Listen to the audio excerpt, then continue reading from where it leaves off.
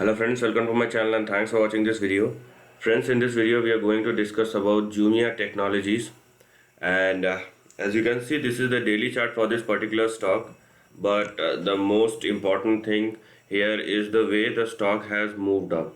So as you can see, from the lows of March 2020, the stock went up by 970% and it again fall down, okay, so quite a lot, and from there it again went up. So this indeed shows us the strength of this particular trend even in the short term, okay, because when the stock moved up by 900 or 1000%, so it's probably giving you a return of 5-10 years in a very short amount of time. So you can't expect more than that, okay, you can't expect more than that in a shorter period. Now the way the stock has moved, let us just discuss about that. So as you can see here, so this is your support, and if I simply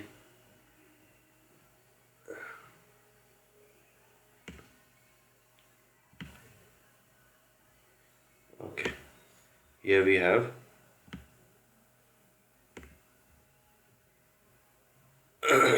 so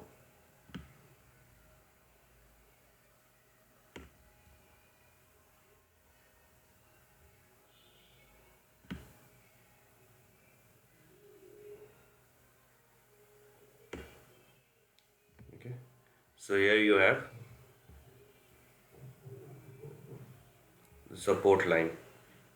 So there are ways through which you can probably look at a trend or a stock. So here you have what you can call as your upside,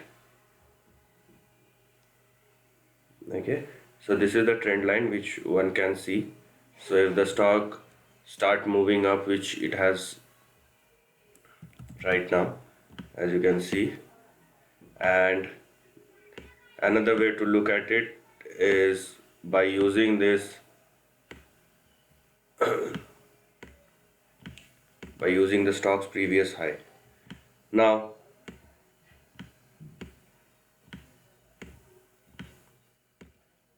so I think one more important level which one need to know here is this. So this was your previous resistance, and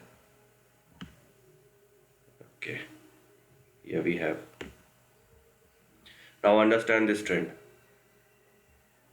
So first of all, this was your resistance, okay, which the stock has made in 2020, and previously it was your support. So right now the stock has just broken out from its resistance level, and now this resistance at 19.99 and $20 will become your immediate support. And if the stock started falling again, then you will have your next support at 12.63, followed by $10,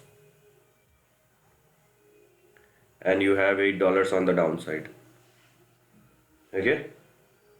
Also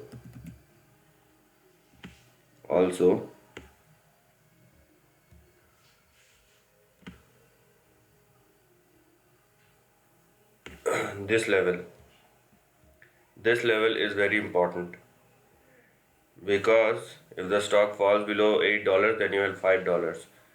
So first of all, anyhow, if the stock falls below $10, one should not carry any positions, because it's simply a violation of a trend.